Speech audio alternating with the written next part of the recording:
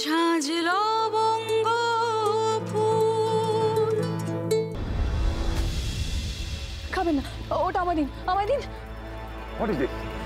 What is this? Mr Bhargava, আমি আপনাকে বুঝিয়ে বলছি। আগে বলুন, এই খাবারটা কেউ খায়নি তো এখনো? না, এই তো সময় মতো শোনো। আপনারা প্লিজ, আপনারা কেউ খাবারটা খাবেন না। কেন? প্লিজ, এগুলো রেখে দিন। আরে এটা খাবেন না, খাবেন না কেন? কি বলছি? নীল বাবু, হচ্ছে কি? খাবেন না। হচ্ছে কি এটা? কি করছেন আপনারা?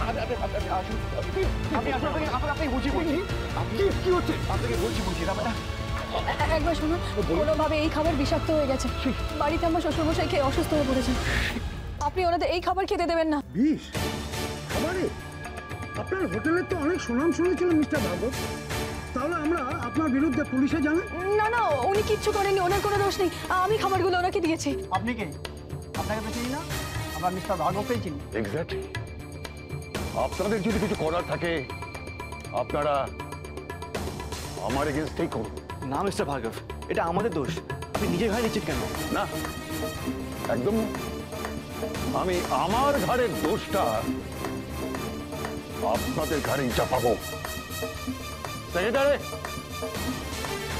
পুলিশে খবর দিন, এদের নামে এফআইআর করুন। এরা নিজেদের সাথে বিষ খাবার খাইয়ে আমার গেস্টদের মারতে চেয়েছিল। হোয়াট? পুলিশকে বলুন এদের অ্যারেস্ট করে নিয়ে যান। আমিও কমপ্লেন করছি এদের বিরুদ্ধে। বিশেষ ইন্দ্রাণী সেন শর্মা চক্রান্ত করেছে আমার হোটেলের সুনাম নষ্ট করতে।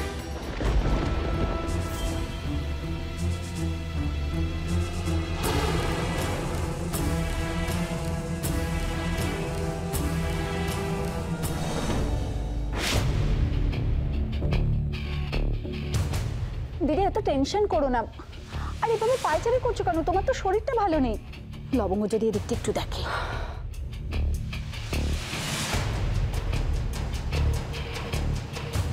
টেনশন হবে না? এত বড় কাণ্ড, ওদিকে এতক্ষণে কি ঘটে গেছে কে জানে।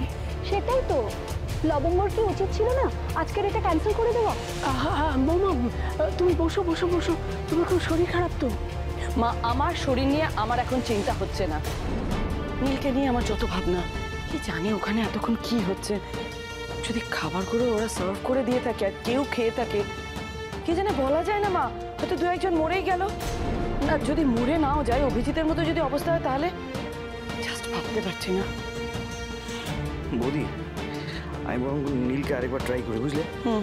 দেখি ওরা আটকাতে পারলো কিনা। দেখো।